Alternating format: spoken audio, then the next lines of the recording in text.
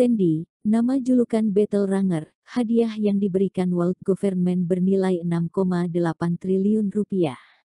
Masami Chiba mengeluarkan pedang Kusanagi sambil mengatakan informasi diri Sandy dengan suara pelan. Iya, Nona sangat cantik, jangan memegang pedang dan pistol, bersikap kewanitaanlah sedikit, duduk dengan tenang sambil bicarakan kehidupan, bukankah sangat baik? Sandy tersenyum getir. Masami Chiba meletakkan pedangnya di depannya, dan berkata dengan serius, kamu adalah satu-satunya teman Dewa Angin Robert Kyu di Tiongkok. Sekarang Robert Kyu tidak ada di kota Jiangcheng. Hanya kamu sendiri tidak mungkin bisa menghentikanku. Ini belum tentu, kita juga tidak harus bertarung, menurutmu benar tidak? Kata Sandy sambil tersenyum. Kalau begitu kamu minggir dan biarkan aku pergi, kata Masami Chiba. Sandy sangat hebat. Dia sudah berhasil menangkap Jessie Kiao, jadi dia ingin bergegas pulang ke Jepang. Jika bisa, dia juga tidak ingin membuat lebih banyak masalah. Kamu boleh pergi, tetapi kamu harus melepaskan Jessie Kiao, kata Sandy sambil menggelengkan kepalanya. Kalau begitu tidak ada yang perlu kita bicarakan. Tatapan mata Masami Chiba berubah menjadi dingin, dia mengayunkan pedang Kusanagi, lalu cahaya kuning yang terbentuk dari aura pedang menyerang ke arah Sandy. Sandy sangat gesit, dengan sekali salto dia berhasil menghindari serangan itu. Wus! Cahaya itu memotong deretan pohon di sepanjang jalan, dengan kekuatan luar biasa. Masami Chiba terkejut, karena tidak tahu sejak kapan Sandy sudah berada di depannya dan ingin menyerangnya dari jarak dekat. Kesempatan bagus. Masami Chiba tersenyum, dan mengayunkan pedang Kusanagi. Ting! Tak disangka Sandy menyatukan kedua tangannya dan mengapit bilah pedang Kusanagi, suara nyaring itu terdengar tidak biasa, seperti suara dentingan logam. Busosoku Haki. Sandy mendongak dan tersenyum. Dengan kecepatan yang dapat dilihat oleh mata telanjang, telapak tangannya berubah dari putih menjadi hitam pekat dan terus menyebar hingga ke bagian lengan. Energi ledakan menyelimuti lengannya. Ini adalah jurus yang dikuasai oleh semua master di dunia. Memfokuskan kekuatan tubuh pada lengan, kaki, atau dia bagian manapun yang kamu butuhkan, lalu membuatnya sekeras besi asalkan mereka memiliki persiapan, peluru atau pisau tidak akan bisa melukai mereka sama sekali. Ini juga alasan utama kenapa tentara bayaran dengan level master selalu menang di medan perang dan dapat menghancurkan lawan. Tentu saja, ini bukan berarti mereka pasti tidak terkalahkan, karena semua master bisa menggunakan jurus ini. Yang menjadi kunci utama kemenangan atau kekalahan adalah kekuatan yang dimiliki master itu sendiri. Yang patut dibahas adalah ketika Busosoku Haki seorang master telah mencapai level tertentu, jurus terlarang yang dimiliki oleh 4 dewa terlarang akan memberikan hasil yang berbeda saat berhadapan dengan master yang sudah menggunakan Busosoku Haki. Dewa Angin Robert Kyu dapat membuat tubuhnya berubah menjadi angin, dan pergi mengikuti angin ke tempat manapun di dunia.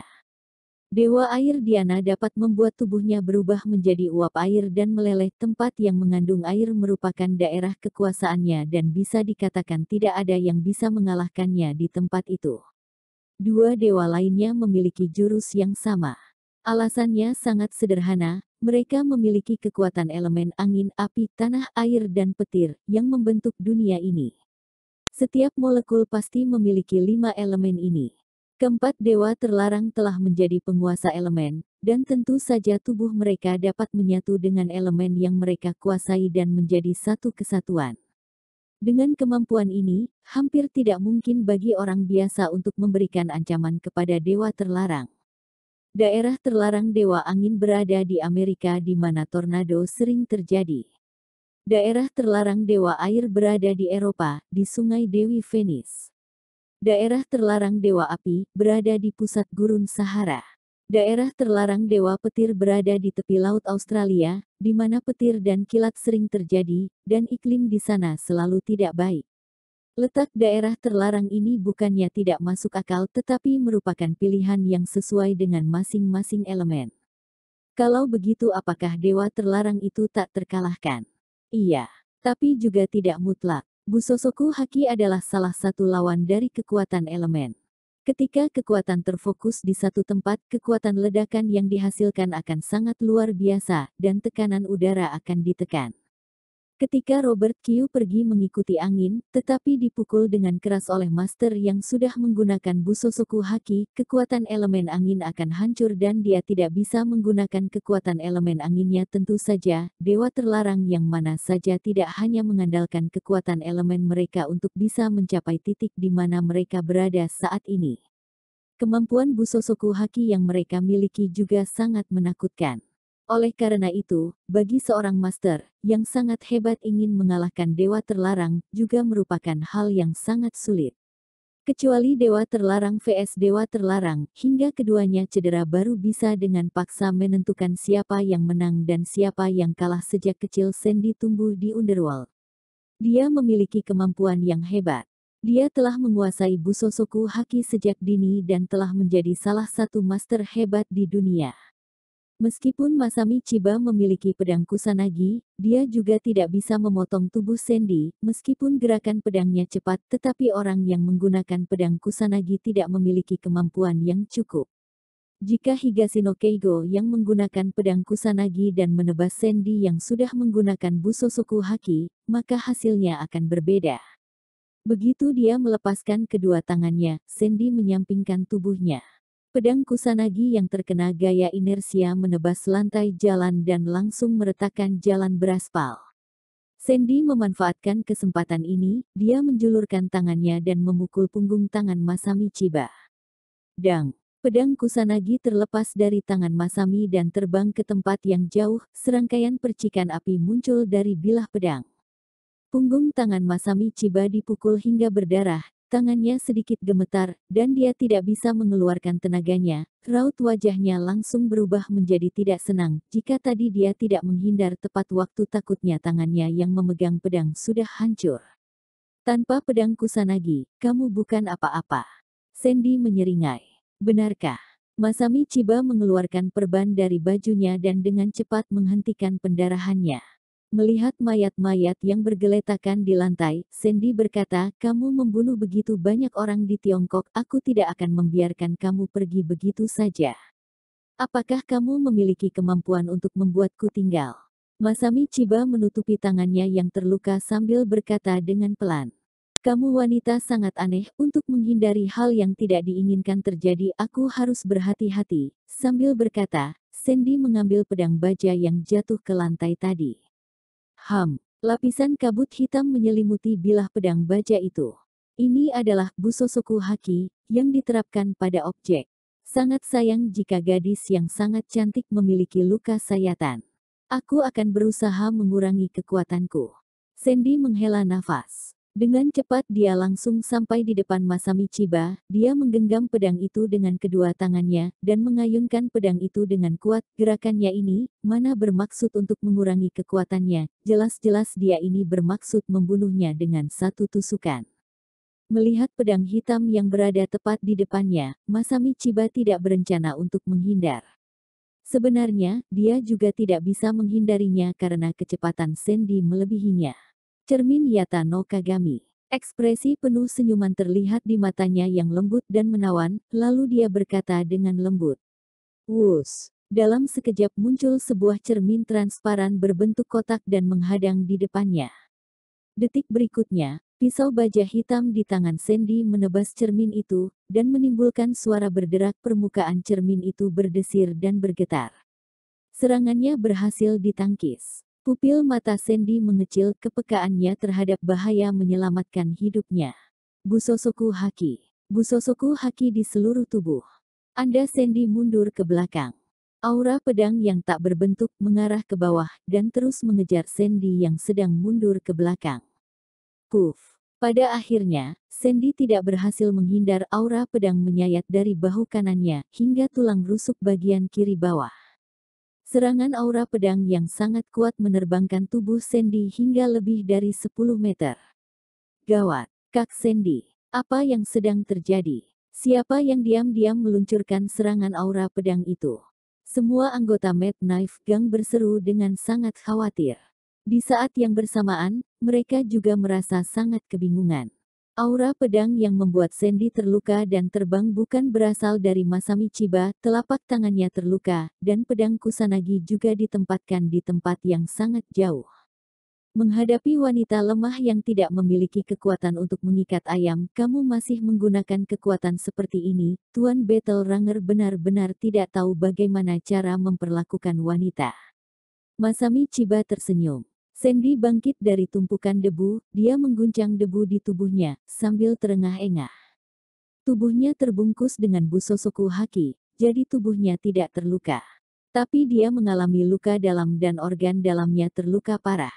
Lapisan hitam perlahan-lahan menghilang, kulit Sandy kembali berubah menjadi kulit orang pada umumnya, dan bagian tubuhnya yang disayat oleh aura pedang, samar-samar terasa sakit. Sandy memegangi tulang rusuk di sekitar pinggangnya, sambil diam-diam merasa bersyukur. Jika tadi dia tidak langsung merasakan adanya bahaya, dan langsung menutupi tubuhnya dengan busosoku haki, takutnya saat ini kepalanya dan tubuhnya sudah berada di tempat yang berbeda. Aku sudah merasakan buah dari kejahatanku, Nona Masami, apakah kamu sudah merasa puas? Kata Sandy sambil memaksakan tersenyum. Sayang sekali awalnya aku pikir kamu pasti mati, suara tawa Masami Chiba terdengar seperti lonceng, anggun dan nyaring. Ternyata cermin Yata no Kagami benar-benar ada. Sandy berkata sambil menghela napas. 3 pusaka keramat Jepang. Pedang Kusanagi. Cermin Yata no Kagami. Permata Yasakani no Magatama. Pedang Kusanagi terkenal sebagai pedang yang sangat tajam, dan merupakan raja pedang jarak dekat. Permata Yasakani no Magatama adalah senjata rahasia yang memiliki kekuatan membunuh skala besar dan mematikan yang bisa disimpan kembali secara otomatis. Sedangkan cermin Yata no Kagami, yang terkenal sangat hebat, banyak orang yang mengira benda ini tidak mungkin ada di dunia nyata. Kegunaan pusaka ini adalah sebagai alat pertahanan. Saat sedang digunakan sebagai pertahanan, cermin Yata no Kagami dapat menahan kekuatan, menyerap kekuatan, dan memantulkan kekuatan. Sandy ditebas oleh aura pedang hingga hampir kehilangan nyawanya. Aura pedang ini sebenarnya berasal dari kekuatannya sendiri. Ini adalah kekuatan cermin Yata no Kagami. Dengan memiliki ketiga pusaka ini, bisa dikatakan seseorang tidak terkalahkan lagi. Apakah kamu adalah master paling hebat di dunia? Kebetulan sekali aku juga. Semua manusia diciptakan setara. Hari ini pandanganku terhadap dunia benar-benar terbuka, kata Sandy. Aku masih punya permata Yasakani no Magatama. Tuan Sandy, apakah kamu ingin melihatnya? Masami Chiba memberikan senyuman yang menawan. Sandy terlihat waspada. Dia sangat memahami legenda 3 pusaka keramat Jepang. Dikarenakan pedang Kusanagi dan cermin Yata no Kagami benar-benar ada, legenda permata Yasakani no Magatama seharusnya juga benar. Senjata rahasia yang dapat menyebabkan pembunuhan dalam skala besar. Ini adalah pusat kota, dan tidak jauh dari sini adalah gedung perusahaan besar Mo. Jika Masami Chiba mengeluarkan permata Yasakani no Magatama, akan membawa dampak yang tidak dapat dibayangkan. Weber wo. Tiba-tiba, sirene yang memekakkan telinga terdengar di jalanan sekitar. Pihak kepolisian Jiangcheng akhirnya tiba. Di saat yang sama, para master dari lembaga keamanan juga bergegas datang ke gedung perusahaan besar Mo. Masami Chiba melakukan pembantaian di pusat kota dan melakukan pembunuhan secara terang-terangan yang menyebabkan penduduk kota Jiangcheng merasa ketakutan. Nomor telepon kantor polisi hampir meledak karena mendapatkan telepon yang sangat banyak. Kamu sudah dikepung dan kamu tidak bisa lari lagi. Sandy tertawa. Benarkah? Aku sangat takut. Raut wajah Masami Chiba terlihat gelisah, dia menjulurkan tangan kecilnya yang putih, lalu merenggangkan otot jari-jarinya satu persatu, lalu dia meletakkan sebuah benda bulat kecil di telapak tangannya. Benda bulat itu naik dan berputar di udara tanpa perlu diangkat, seperti sebuah kotak musik. Kamu. Sandy menarik nafas dalam-dalam. Dia mengenalinya. Itu adalah permata Yasakani no Magatama. Permata Yasakani no Magatama. Ini adalah salah satu dari 3 pusaka keramat Jepang, senjata rahasia yang memiliki kekuatan membunuh skala besar dan mematikan. Jika benda ini dikeluarkan di pusat kota Jiangcheng, takutnya orang-orang sekitar yang berada di jarak 3 kilometer yang tidak memiliki pelindung yang kokoh akan terbunuh. Kepikiran akan hal ini, raut wajah Sandy langsung menjadi murung. Dia melipat kedua tangannya, meskipun jurus itu akan membuat tubuhnya terluka parah, tapi saat ini dia hanya bisa terpaksa menggunakannya. Tidak peduli apapun yang terjadi, Masami Chiba harus dibunuh terlebih dahulu. Meskipun Masami Chiba memiliki cermin Yata no Kagami, yang mampu memberikan perlindungan yang mutlak. Tapi Sandy yakin asalkan dia menggunakan jurus itu, cermin Yata no Kagami, juga tidak akan sanggup menahannya. Tapi, cermin Yata no Kagami, masih memiliki kemampuan memantulkan kekuatan. Kemampuan, Busosoku Haki, Sandy tidak sanggup menahan kekuatan penghancur jurus itu. Dengan kata lain, Sandy sedang mempertaruhkan nyawa dengan nyawa. Sudahlah. Masami Chiba tiba-tiba berkata. Apa maksudmu? Sandy menyipitkan matanya. Dari sikapmu ini sepertinya kamu akan bertaruh habis-habisan. Aku tidak ingin bertukar nyawa denganmu. Masami Chiba tertawa sambil menutup mulut dengan tangannya. Masalah sudah sampai sejauh ini, kamu pikir aku akan membiarkanmu pergi? Kata Sandy dingin. Kamu tidak akan menghentikanku, kata Masami Chiba dengan percaya diri. Kamu terlalu percaya diri, dengus Sandy dingin. Aku punya modal untuk percaya diri, kata Masami Chiba sambil tersenyum.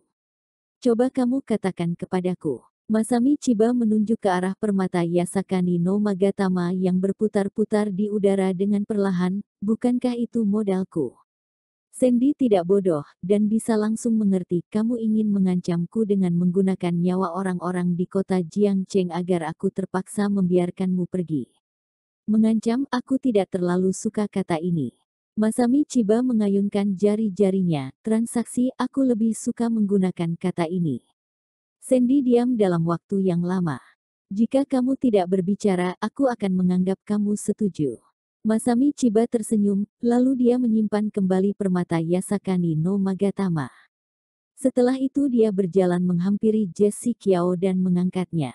Tuan Sandy, kamu telah membuat keputusan yang tepat. Orang-orang kota Jiangcheng seharusnya berterima kasih kepadamu, kata Masami Chiba sambil tertawa. Kamu membunuh begitu banyak orang, pihak polisi tidak akan membiarkanmu pergi begitu saja, kata Sandy dingin. Aku tidak hanya akan pergi, tapi aku akan pergi tanpa bersembunyi-sembunyi. Masami Chiba berkata dengan serius, aku beritahukan kepadamu, aku sudah memesan tiket pesawat. Besok sore, aku akan kembali ke Jepang dengan menaiki pesawat di Bandara Jiangcheng. Setelah diam beberapa saat, Masami Chiba kembali berkata, demi keamanan, Rose akan aku kirim kembali ke Jepang dengan jalur rahasia, dan aku akan lewat jalur yang lebih nyaman. Bagaimana aku datang, aku akan kembali dengan cara yang sama. Apakah kamu pikir pihak kepolisian Jiangcheng tidak memiliki sistem pengidentifikasi? Takutnya identitasmu sudah dicatat. Begitu kamu pergi ke bandara, kamu akan segera disergap oleh pihak polisi. Ini sama saja dengan masuk sendiri ke dalam perangkap. Kata Sandy. Tuan Sandy, apakah kamu sedang mengkhawatirkanku? Masami Chiba menyunggingkan senyum. Aku hanya penasaran, bagaimana kamu bisa pergi setelah kamu melakukan kejahatan yang sangat berat di kota Jiangcheng. Kata Sandy dengan menekankan satu kata demi satu kata. Kamu tidak perlu khawatir, aku punya caraku sendiri. Selesai berbicara Masami Chiba mengangkat Jessie Kiao yang sudah kehilangan kesadarannya dan pergi dengan santai. Di saat yang bersamaan, semua kamera pengawas di sekitar terganggu oleh peralatan profesional, dan mengakibatkan rekaman video yang dikirimkan ke server pusat juga telah dihancurkan. Masami Chiba melakukan semuanya dengan sangat bersih, dia sama sekali tidak meninggalkan jejak identitasnya. Dan tidak ada rekaman video pengawas yang tersisa. Tentu saja, dia tidak boleh membiarkan Masami Chiba pergi meninggalkan kota Jiangcheng dengan mudah, hanya saja setelah semua bukti ini dihancurkan akan semakin mempersulit pencarian jejaknya. Sialan. Sandy meninju dinding, dan dinding itu langsung hancur seketika. Kakak Sandy. Crazy Sword berlari menghampirinya, dan berkata dengan panik, kami sudah mencoba menghubungi Tuan Qiu, tetapi teleponnya terus tidak aktif dan dari jaringan komunikasinya juga belum ada kabar dia kembali ke Tiongkok. Bos pergi ke Jepang untuk menjalankan misi. Demi menjaga kerahasiaan, selama misi berlangsung, kontak pribadinya harus dimatikan, kata Sandy. Kalau begitu apa yang harus kita lakukan? Apakah membiarkannya begitu saja? Crazy Sword tidak tahu harus berbuat apa. Kita hanya bisa menunggu bos kembali, baru kita buat keputusan, kata Sandy sambil menghela nafas. Dia tidak berani bertaruh dengan Masami Chiba. Jika kalah, kota Jiangcheng akan menjadi kota mati. Jepang, Hokkaido, Bay Area. Pukul 6 sore. Tak lama setelah Masami Chiba membuat keributan besar di kota Jiangcheng, situasi di Jepang juga kacau, dan suasananya juga menggelisahkan. World Government mengeluarkan perintah evakuasi. Hampir semua penduduk di Bay Area sudah diusir secara paksa setidaknya hingga sejauh 100 mil, dan hanya menyisakan sebuah kota yang kosong. Di jalan pinggir laut, di sudut jalan yang tidak begitu mencolok, ada sebuah kedai arak kecil, ukurannya tidak besar, hanya ada belasan meja. Lampu di dalam toko juga remang-remang, begitu angin laut bertiup, lonceng perak di pintu akan mengeluarkan bunyi yang nyaring. Pemilik kedai arak adalah seorang pria parubaya yang wajahnya penuh dengan janggut. Dia tidak peduli dengan penampilannya, dan suka mabuk-mabukan. Ketika World Government mengeluarkan perintah evakuasi, dia sedang mabuk dan berbaring di tempat tidur dan tidak ada yang memanggilnya. Pada saat dia bangun, Bay Area sudah kosong. Dia yang terbiasa malas juga malas untuk bangun dan melarikan diri. Tempat itu sangat kecil. Ketika tentara World Government melakukan pemeriksaan, mereka juga tidak memperhatikannya sama sekali. Dia yang mabuk duduk sendirian di bar, sambil meminum wine. Sungguh terlalu, tidak ada angin, tidak ada hujan, kenapa para bajingan World Government tiba-tiba mengeluarkan perintah evakuasi, dan menyebabkan aku kehilangan bisnisku, nanti setelah lewat beberapa saat aku akan menuntut mereka. Bos berkata dengan marah, sebenarnya biasanya tokonya juga sepi, dia hanya ingin melampiaskan ketidakpuasannya. Ding ding ding, angin yang berhembus membuat lonceng di pintu berdentang, pintu kedai arak terbuka, dan seorang pemuda berjaket kulit hitam berjalan masuk. Selamat datang, kata bos sambil bergegas berdiri, tetapi dikarenakan mabuk, jalannya tergopoh-gopoh dan tidak bisa berdiri dengan stabil, dan dia hampir jatuh. Setelah menggosok matanya yang kabur, bos ini baru bisa melihat wajah orang itu dengan jelas. Pria itu mengenakan jaket hitam, topi dan masker. Dia menutupi tubuhnya dengan rapat dan hanya memperlihatkan sepasang mata hijau yang jernih dan bulu matanya yang panjang. Bos itu langsung menggigil, dia merasa dirinya seakan dilihat dan digigit oleh ular berbisa, bulu kuduknya berdiri, pengaruh alkohol di dalam tubuhnya langsung menghilang, dan dia langsung sadar. Satu botol Dragon Stout, lelaki bermata hijau itu berkata dengan suara serak, lalu berjalan ke kursi di dekat jendela dan duduk. Bos mengeluarkan satu botol Dragon Stout dari ruang penyimpanan, lalu mengambil sebuah gelas kristal, dan berjalan dengan hati-hati ke tempat pria bermata hijau itu duduk. Tuan, silahkan. Pria bermata hijau yang sedang menutup matanya untuk beristirahat itu mengiyakan dengan tenang. Bos juga pintar, dia tidak berani berbicara banyak. Setelah kembali ke bar, perasaan yang menyesakan itu baru banyak berkurang. Suasana yang mencekam membuat bos hampir tidak bisa bernafas, dia ingin mengambil nafas yang panjang, tetapi dia tidak berani mengeluarkan suara yang terlalu keras, dia diam-diam mengeluh di dalam hati dan keringat dinginnya tidak berhenti bercucuran. Ding ding ding, saat ini, lonceng kembali berdentang, dan pintu kedai kembali dibuka. Pelanggan kali ini adalah sepasang pria dan wanita. Pria itu berkulit gelap, tubuhnya gemuk dan memiliki perut yang besar. Dia sangat gemuk, tetapi saat berjalan dia sangat gesit. Dia mengenakan kaos tanpa lengan, dan memperlihatkan trisep lengannya yang sangat berotot. Wanita yang datang bersama pria itu bertubuh mungil dan cantik, seperti boneka porselen. Rambut panjangnya yang coklat kekuningan dikepang dua, saat dia berjalan rambutnya ikut bergoyang, dia benar-benar sangat manis, seperti tokoh anime yang keluar dari dunia dua dimensi. Saat kedua orang itu berdiri bersama, Mereka terlihat sangat kontras dan lucu tetapi sangat enak dipandang mata. Hehe, aku benar-benar tidak menyangka akan menemukan kedai arak yang masih buka, kebetulan aku ingin minum, kata pria itu sambil tertawa. Gadis yang berada di sebelahnya memutar matanya, tiap hari kerjamu minum arak saja. Jika kamu membuat urusan bos tertunda, kamu akan mendapatkan ganjarannya. Giamu, kamu masih tidak tahu berapa banyak kadar alkohol yang bisa aku tolerir. Tidak sampai 5 liter mana bisa membuatku mabuk, Ape berkata dengan sombong. Teruskan membual. Nanti saat kamu disalahkan bos aku tidak akan membantumu berbicara, dengus Giamu. Kedua orang itu berjalan ke bar sambil mengobrol. Ape melihat-lihat lalu memesan arak. Bos, berikan aku sebotol brandy. Giamu, bagaimana denganmu? 2 gelas. Aku tidak mau minum arak. Giamu menggelengkan kepalanya dan berkata. Segelas jus jeruk lemon. Bos berdiri sambil menopangkan tubuhnya di bar, dan menerima pesanan dengan susah payah. Wajahnya terlihat pucat dan kesulitan bernafas. Melihatnya keadaannya, Ape mengerutkan dahi dan menoleh melihat pria berjaket kulit hitam yang berada di dekat jendela, dan berkata dengan tidak senang, Viper, tidak bisakah kamu merendah sedikit? Lihat bos ini kamu buat ketakutan hingga seperti ini. Viper membuka matanya, pupil matanya masih berwarna hijau pekat, dia tidak menghiraukan Ape dan mengalihkan pandangannya ke arah pantai yang berada di luar jendela. Tapi suasana yang mencekam sudah menghilang. Bos itu mengambil nafas dalam-dalam dan merasakan udara yang diambil telah kembali, lalu dia menatap Ape dengan penuh rasa berterima kasih. Di saat yang sama, kecurigaan bos semakin dalam. Ketiga orang ini sepertinya saling kenal.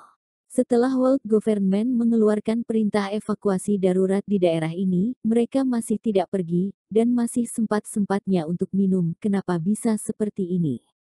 Tapi bos tahu dia tidak seharusnya menanyakan hal yang tidak patut untuk ditanyakan. Dia mengeluarkan brandy, dan menyiapkan segelas jus jeruk lemon, lalu menghidangkannya. Silakan, bos itu memaksakan tersenyum. Terima kasih. Giamu berkata dengan sangat sopan dan menerima jus jeruk lemon dengan kedua tangannya. Ketika bos kembali ke bar, Ape menendang bangku Viper dengan pelan. Hei, kamu bisu. Katakan sesuatu untuk mengurangi rasa bosan. Jika kamu ingin melakukan pemanasan di sini, aku bisa menemanimu, kata Viper dingin. Dengan tubuhmu yang kecil ini, apakah kamu bisa mengalahkanku? Ape berkata dengan tidak senang, tetapi dalam hati dia merasa waspada. Viper, anggota pasukan binatang buas, hadiah yang diberikan oleh World Government, sama seperti Ape, bernilai 8,5 triliun rupiah. Satu cara bertarung pria ini benar-benar berbeda dengan Ape. Dia sangat jarang berkelahi secara langsung, dia selalu bersembunyi di kegelapan, dan meluncurkan serangan yang mematikan. Julukan Viper ini juga berasal dari sini. Ape selalu tidak terlalu suka berurusan dengan Viper, karena dia merasa Viper terlalu berbahaya. 2 hari yang lalu kamu dikalahkan oleh bawahan tidak berguna dari cabang World Government, atas dasar apa kamu menantangku? Sindir Viper. Saat itu aku tidak mengerahkan semua kemampuanku, jelas Ape. Jika bukan karena Rat, takutnya kamu sudah terbunuh di tempat. Kalau kamu mati sendiri tidak apa-apa, tapi jangan membuat Giamu terbunuh, kata Viper. Heh, kamu ini, sengaja mencari masalah. Ape langsung merasa tidak senang karena mendengar ucapannya. Kalau tidak senang ayo bertarung, lagian masih terlalu awal dan masih sempat. Viper berdiri. Siapa takut? Ape juga ikut berdiri. Melihat 2 orang yang hendak berkelahi itu, Giamu yang berada tengah-tengah memutar matanya dan tidak mempedulikan mereka, dia minum jus jeruk lemonnya sambil memandangi samudra biru yang berada di luar jendela. Ayah, anak muda jangan gegabah, gegabah adalah iblis, tenang, tenang. Tiba-tiba, seorang pria paruh baya bergegas masuk melewati pintu. Dia menggenggam pergelangan tangan Ape dengan satu tangannya, dan pergelangan tangan Viper dengan tangannya yang lain. Dia berdiri di antara mereka dan menghentikan serangan kedua orang itu tanpa mengeluarkan tenaga lebih.